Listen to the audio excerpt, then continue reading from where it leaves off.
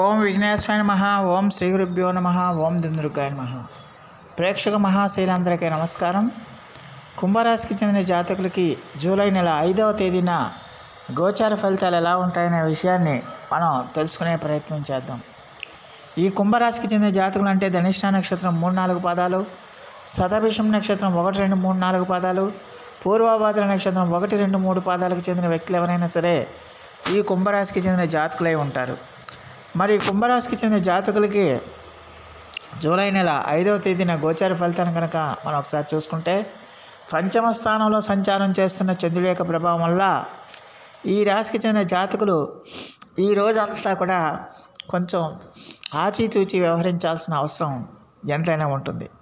ముఖ్యంగా ఈ రాశికి చెందిన జాతకులకి ఆదాయపరంగా కొంచెం అభివృద్ధి కనిపించినప్పటికీ ఖర్చులు కూడా అంతే విధంగా ఉండడానికి అవకాశాలు ఉంటాయి. ఖర్చులు కూడా మీకు పెరుగుతాయి. ఖర్చులు బాగా పెరగడానికి అవకాశాలు ఉంటాయి.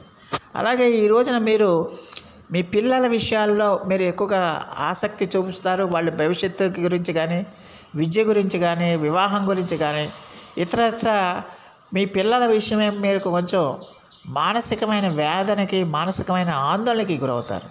వాళ్ళు ఇంకా సెటిల్ అవ్వలేదనో, వాళ్ళకి ఇంకా ఉద్యోగం రాలేదనో, వాళ్ళకి ఇంకా వివాహం కాలేదనో, ఇలాంటి విషయాల మీద మీరు ఎక్కువగా ఆలోచించడానికి, కొంచెం మానసికంగా ఆందోళన చెందడానికి కూడా అవకాశాలు ఉంటాయి.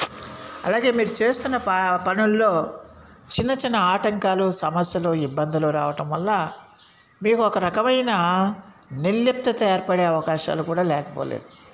అంటే ఎవరికైనా చూడండి, ఒకసారి పదే పని ఒక పని చేస్తుంటే అది రెగ్యులర్గా మనకి ఏదో ప్రాబ్లం, ఏదో కారణం చొప్పున అది ఆగిపోవటమో, కాలాతీతం ఆలస్యం అవ్వటమో, లేకపోతే ఇబ్బందులు రావటం ఇలా జరుగుతుంటే ఎవరికైనా అరే ఎన్నిసార్లు చేస్తున్నా మనం ఈ పని మనకు సక్సెస్ కావట్లేదు అని ఒక రకమైన నిర్లిప్తత వస్తుంది.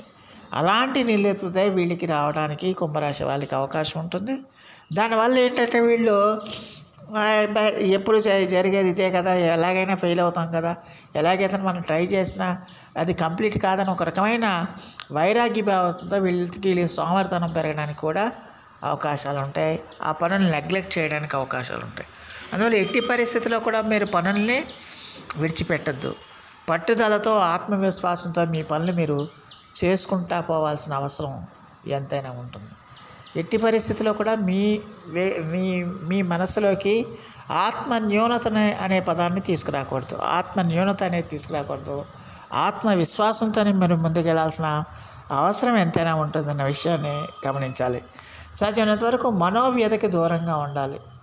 వీళ్ళకున్న సమస్య ఏంటంటే మనోవ్యధే. ఎందుకంటే మనం ఎన్ని ప్రయత్నాలు చేస్తున్నా మనకి సరైన సక్రమంగా ఫలితాలు రావట్లేదని ఒక రకమైన విచారం మిమ్మల్ని వేధిస్తూ ఉంటుంది. అలాగే ఒకవేళ పని ఉన్నా కూడా పని ఎక్కువైపోవటం, ఆ పని ఎక్కువైపోయినా అది సకాలంలో పూర్తి చేయకపోవటం, ఏ పని ముందు చేయాలి, ఏ పని వెనకాల చేయాలనే ఒక రకమైన సందిగ్ధంలో ఏ పని చేయలేకపోవటం, ఇలాంటివన్నీ కూడా జరగడానికి అవకాశాలు ఉంటాయి. అందువల్ల మానసికమైన ఆందోళన, మానసికమైన తపన మీకు ఎక్కువ అవుతుంది. దానివల్ల ఏంటంటే కొంచెం భయం కూడా ఏర్పడడానికి అవకాశం ఉంటుంది. అందువల్ల అలాంటి భయాలకి మీరు దూరంగా ఉండాలి. అలాంటి సమస్యలకి అన్నిటికీ మీరు పక్కన పెట్టి ఆత్మవిశ్వాసంతో, ఆత్మబలంతో ముందుకెళ్లాల్సిన అవసరం ఎంతైనా ఉంటుంది. ఎట్టి పరిస్థితుల్లో కూడా మీరు చేయదలుచుకున్న పనులను విడిచిపెట్టద్దు. ఎట్టి పరిస్థితుల్లో కూడా మీ లక్ష్యాలని, మీ గమ్యాలని మర్చిపోవద్దు. పరిస్థితులు ఎలాగున్నా ఉండవండి. ఎందుకంటే అక్కడ శని జన్మరాశిలో సంచారం చేస్తున్నాడు. మీకు ఏదో ఒక రకమైన మానసికమైన టెన్షన్ పెడతాడు. అందువల్ల పరిస్థితులు ఎలాగున్నా మీరు ఖచ్చితంగా అవేమీ పట్టించుకోకుండా నిత్యము కూడా దైవనామస్మరణంతో మీ పనులు మీరు చేసుకుంటూ పోండి. ఖచ్చితంగా మీకు సానుకూల ఫలితాలు రావడానికి అవకాశం ఉంటుంది. అయితే ఈ రాశికి చెందిన జాతకులకి చేసే పనుల్లో కూడా ఆటంకాలు, ఇబ్బందులు, సమస్యలు రావడానికి అవకాశాలు ఉంటాయి. కాబట్టి కొంచెం జాగ్రత్తగా ఉండాల్సిన అవసరం ఎంతైనా ఉంటుంది. అలాగే మీ యొక్క ప్రేమికులు ఎవరైతే ఉన్నారో వాళ్ళతో కూడా సాధ్యంతకు మంచి సంబంధాలు ఏర్పాటు చేసుకోవాల్సిన అవసరం ఉంటుంది. వాళ్ళతో ఎలాంటి వాగ్వివాదాలకు కానీ, ఘర్షణకు కానీ, గొడవలకు కానీ ఎట్టి పరిస్థితుల్లో కూడా మీరు దిక్కకూడదు. అలాగే ఆరోగ్యపరంగా కూడా ఈ రాశికి చెందిన జాతకులకు ఈ రోజున కొంచెం జాగ్రత్తగా ఉండాలి. ఈ వాత సంబంధమైన పదార్థాలు ఏమీ తీసుకోకండి. వాత సంబంధమైన సమస్యలు వచ్చే పదార్థాలను కానీ భోజనాన్ని కానీ మీరు ఎట్టి పరిస్థితుల్లో కూడా తీసుకోకుండా ఉండటం మంచిదన్న విషయాన్ని గమనించాల్సిన అవసరం ఉంటుంది. అలాగే ఈ రాశికి చెందిన విద్యార్థులు ఎవరైతే ఉన్నారో ఆ విద్యార్థులు కూడా కష్టపడి చదువుకోవాల్సిన అవసరం ఉంటుంది. చదువు మీద ఏకాగ్రత పెట్టాలి. వేరే వ్యాపకాలు ఏమీ కూడా మీరు పెట్టుకోకూడదు. మధ్యలో ఇబ్బందులు వస్తాయి, సమస్యలు వస్తాయి. అయినప్పటికీ కూడా మీరు ఆ వేరే వ్యాపకాలు ఏమీ పెట్టుకోకుండా చదువు మీద శ్రద్ధ పెట్టాలి, చదువు మీద ఏకాగ్రత పెట్టాలి. చదువు మీద ఆసక్తిని పెంచుకుంటే కనుక సానుకూలమైన ఫలితాలు రావడానికి అవకాశం ఉంటుంది. అలాగే ఈ రాశికి చెందిన స్త్రీలకు కూడా మీరు కొంచెం జాగ్రత్తగా ఉండాల్సిన అవసరం ఎంతైనా ఉంటుంది. సంబంధాల విషయాల్లో కానీ మీ పార్ట్నర్స్తో కానీ ఇతరత్ర నిత్య జీవితంలో మీరు చేస్తున్న వ్యవహారాల్లో కానీ మీరు ఎంత జాగ్రత్తగా ఉంటే అంత మంచిది, ఎంత ఆచితూచి వ్యవహరిస్తే అంత మంచిది అవుతుందన్న విషయాన్ని గమనించాల్సిన అవసరం ఉంటుంది.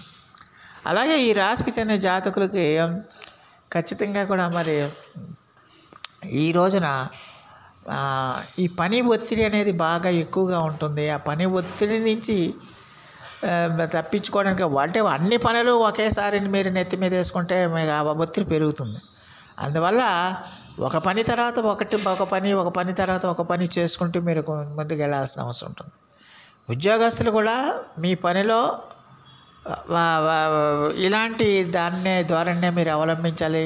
ఖచ్చితంగా అన్ని పనులు కూడా నాకే వచ్చు, నేనే చేస్తాననే ధోరణి కాకుండా ఒక్కొక్క పని చేసుకుంటూ పోవాల్సిన అవసరం ఎంతైనా ఉంటుంది. దానివల్ల ఏంటంటే పై అధికారుల యొక్క ఆగ్రహానికి గురి కాకుండా తప్పించుకోవడానికి అవకాశం ఉంటుంది. వ్యాపారస్తులు కూడా ఓవర్ కాన్ఫిడెన్స్తో మాకు అన్ని లాభాలు వస్తాయి, ఇన్ని లాభాలు వస్తాయని ఓవర్ కాన్ఫిడెన్స్తో మీరు ఏ పని చేయకూడదు, పెట్టుబడులు పెట్టకూడదు. ఉన్న వ్యాపారాన్ని ఉన్నట్టుగా మీరు నడుపుకోండి. సిన్సియర్గా, నిజాయితీగా, నిబద్ధతగా పనిచేయండి. ఖచ్చితంగా అప్పుడు సానుకూల ఫలితాలు రావడానికి అవకాశం ఉంటుంది. మొత్తమే చూస్తే ఈ రోజున ధన వ్యయం బాగా పెరగడానికి అవకాశాలు ఉంటాయి. ఖర్చులు బాగా పెరగడానికి అవకాశాలు ఉంటాయి. ఖర్చులు చేసే ముందు ఇది దేనికి ఈ ఖర్చు అవసరమా లేదా అని ఒకసారి బేరీజు వేసి మీరు ఖర్చు చేయటం మంచిదన్న విషయాన్ని గమనించాలి.